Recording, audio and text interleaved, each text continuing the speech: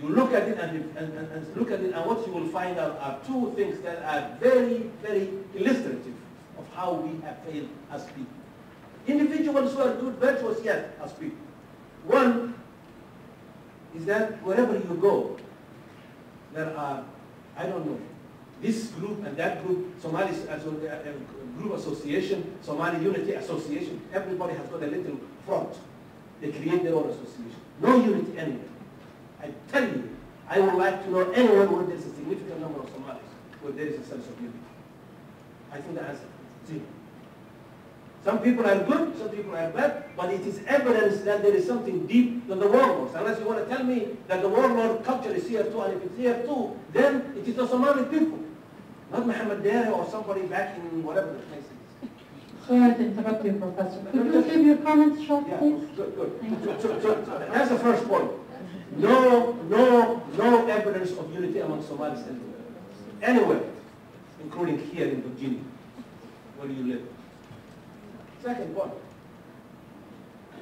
no place can you find leadership on the part of Somalia. No leadership anywhere, whether they are religious leaders. Look at what the religious leaders are doing now. The Quran has become a bloody business. Bloody business. No leadership anywhere. Not here in the United States, not in Virginia, not in Minnesota, anywhere. And if you don't have a community that is united, and if you don't have leadership that can build on that unity and move it forward, then somebody has to give me a reason why only the warlords are the best and the Somalis are innocent. I think there are a lot of Somali people who are paying a price for the crisis. Disease, hunger, 250,000 out of Mogadishu area only since May. Yes, innocent people.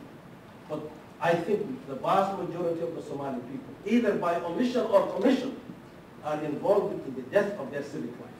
And unless they are able to come to terms with that, and create unity, create new leadership, and not look for somebody who's from this tribe to become this person or that, then I think the historical project is lost, of course. Okay, can you hear me now?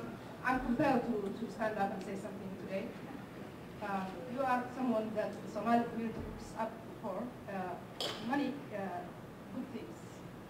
But each time I come to your conferences or your lectures, I leave with a kind of a mixed feeling. Is this the person that I want my child to really listen? So while I admire you on one way, I really get disappointed on the other. I am here as American, Somali, Muslim. I'm proud of that. I don't want to avoid, and I have been here more than 10 years. So if I want to change, I could have assimilated, as Fawzia was talking about this morning, but I don't want to assimilate, I want to integrate.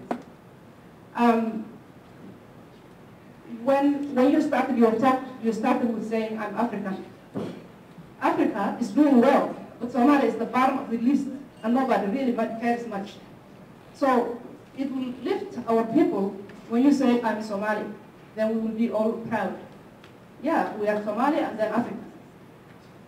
The other things about you compare Islam in democracy and Democrat or Republican or whatever system. And Islam is not man-made or man-articulated things. It's a God's religion. So, Professor, if you really, we want you to be part of our community and be a role model for our kids, but really, as you are academic, academicians should not be only academic because of the Islamic, of the worldly things, but also they have to engage what's called religion. Good. We are a little bit...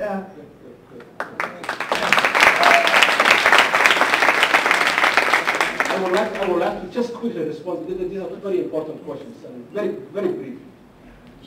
One... 1 minute. Sorry. Sure. Okay. One, look, one of the glorious things about this United States is the culture of disagreements in engagement. So you don't have to buy anything I have said. You don't have to agree anything I have said. You have listened with some respect, and I appreciate that. And then you can say, well, someone was talking nonsense, I'm not going to be part of this country. Good. This is part of the glory of the United States, so you don't have to buy that. But here's the point. And we might disagree with this.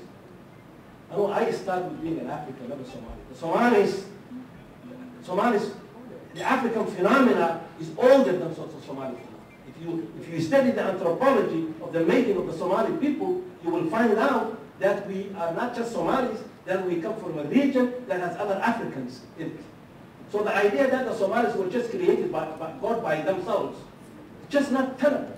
We are part of an African historical tradition. That's one.